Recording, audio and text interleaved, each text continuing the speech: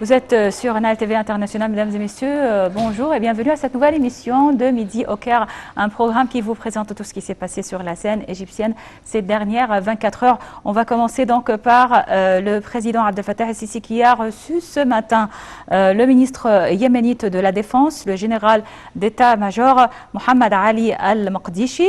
Ont assisté à la rencontre le ministre de la Défense et de la production militaire, le général d'armée Mohamed Zaki. C'est ce qu'a déclaré le porte-parole de la présidence, l'ambassadeur Bassem Rodi.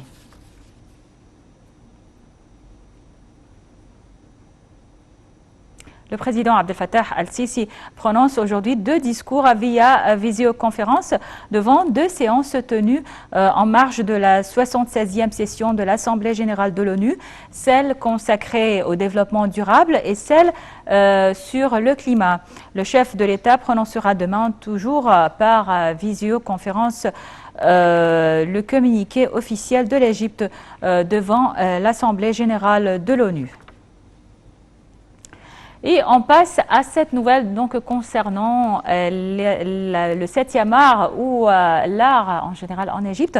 Le président Abdel Fattah el-Sisi a ordonné hier de renforcer le système de soutien et d'appui aux artistes qui constituent la force douce de l'Égypte.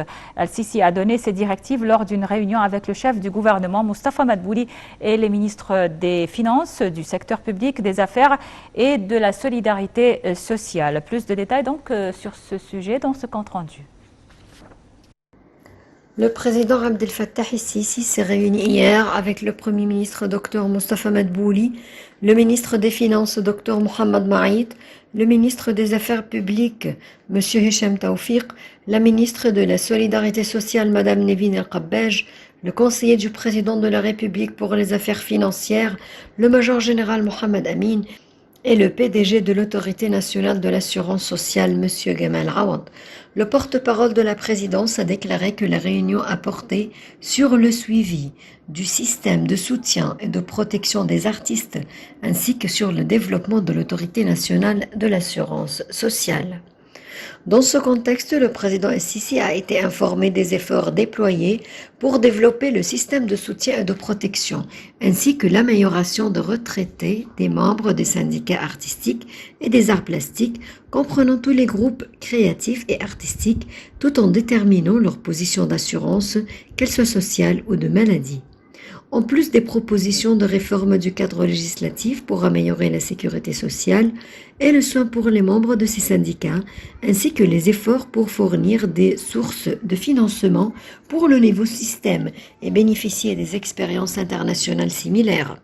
De même, le chef de l'État a dirigé la mise à jour de la base de données concernant l'inventaire et l'enregistrement des artistes de diverses catégories en coordination et en coopération avec les différents syndicats artistiques, visant à les inclure dans les programmes de protection d'assurance et d'aide sociale contre les divers risques tels que la vieillesse, l'invalidité, et tout ce qui les empêche d'accomplir leur travail, notamment les travailleurs du secteur technique qui n'ont pas d'emploi régulier ou d'autres sources de revenus, dans le but de leur fournir, ainsi qu'à leur famille, des moyens de subsistance décents, d'une manière qui contribue à renforcer et à protéger la puissance douce des Égyptiens au niveau artistique, créatif et culturel, qui a longtemps représenté un héritage distingué de l'Égypte dans la région et dans le monde.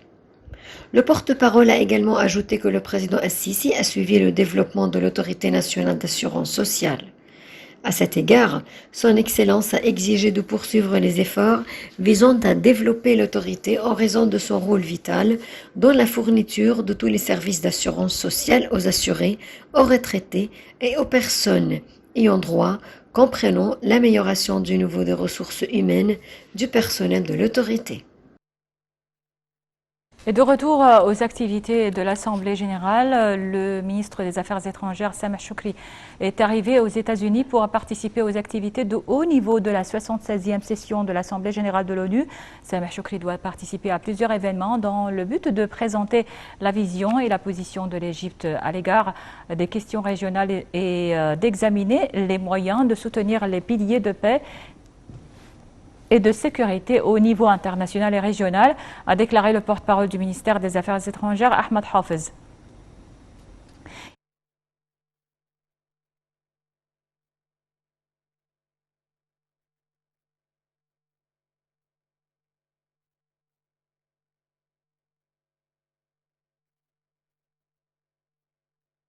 aux responsables des Nations Unies et d'autres dirigeants des organisations internationales et régionales. Et passons donc à une autre nouvelle. Le secrétaire général de la Ligue arabe, Ahmed Aboulghait, s'est rendu à New York pour participer aux réunions de l'Assemblée générale des Nations unies.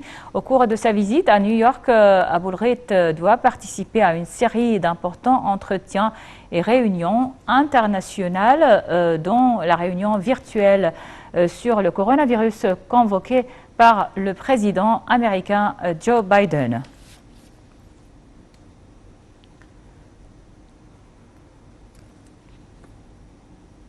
Les activités de l'exercice militaire conjoint égypto-chypriote Ptolémée 2021 qui a duré plusieurs jours à Chypre avec la participation des éléments des forces spéciales des deux pays ont pris fin hier. Les détails donc sur ces exercices militaires dans ce compte rendu.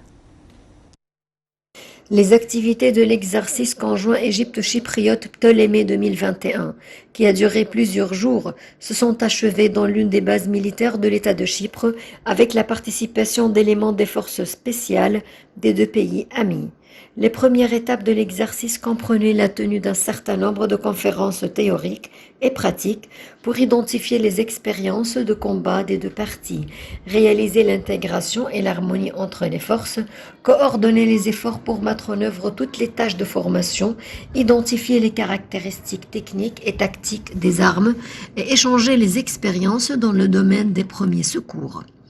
L'exercice comprenait également la mise en œuvre d'un certain nombre de tirs typiques à balles réelles, utilisant des armes légères à partir de différentes positions de tir, ainsi qu'un exercice au processus de prise d'assaut d'un fief terroriste à un quartier résidentiel et les moyens d'éliminer des éléments armés. Les manœuvres Ptolémée 2021 sont la première du genre entre les forces spéciales des deux pays, ce qui contribue à échanger des expériences et à bénéficier de capacités bilatérales pour réaliser les intérêts communs des deux parties et renforcer la coopération militaire entre les forces armées égyptiennes et chypriotes.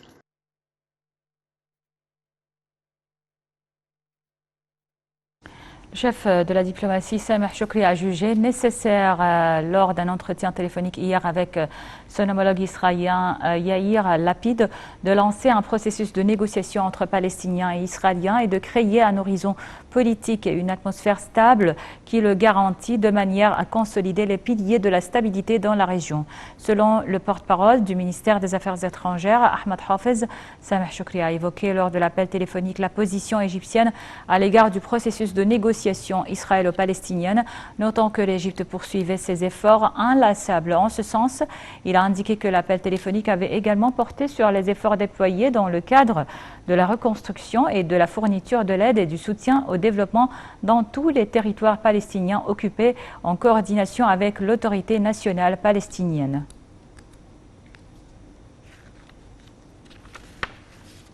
La ministre de la Santé, Dr Hala Zaid, a annoncé le lancement de la campagne intitulée « Ensemble pour se rassurer », initiée selon les directives du président Abdel Fattah el-Sisi et visant à répondre les démarches de vaccination contre le Covid-19 dans toute la République.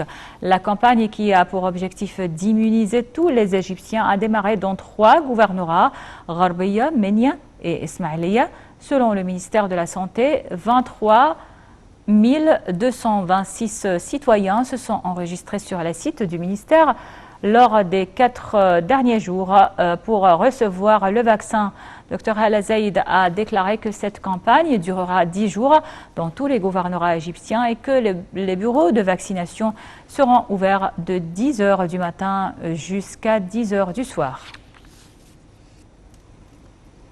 La coopération bilatérale dans les différents domaines, et notamment l'industrialisation des vaccins et leur exportation vers les pays africains, ont fait l'objet des entretiens que la ministre de la Coopération internationale, Rania Al-Mashot, a eu avec le vice-président de la Banque africaine de développement, la BAD, Solomon Kainor, et d'autres responsables de la banque. Madame Al-Mashot a mis l'accent sur l'importance du partenariat stratégique avec la BAD. On pour leur part saluer l'évolution que connaissent les programmes et projets de développement en Égypte, soulignant que leur rencontre avec les responsables concernés et les visites réalisent un grand succès, notamment dans l'intégration du secteur privé dans les projets de développement dans le pays. La réunion a également porté sur le portefeuille de la coopération actuelle avec la BAD et dont le total a atteint depuis sa création environ 6 milliards 74 millions de dollars pour financer 107 projets dans les différents domaines économiques et sociaux. Toujours sur le plan économique, la fondation Fitch Solutions, filiale de Fitch Ratings, a prévu l'augmentation du PIB de l'Égypte pour atteindre 934,4 milliards de dollars en 2030, a-t-on appris dimanche d'une infographie publiée par le Centre d'information et de soutien à la prise de décision relevant du Conseil des ministres. Fitch Solutions a publié ses prévisions sur les importants indices de l'économie égyptienne en 2030, soulignant que les réserves de change augmenteraient de 35% par rapport à l'an 2020 et que le déficit budgétaire diminuerait de 21%, ainsi que le taux de chômage de 2% et le taux de l'inflation de 0,3%.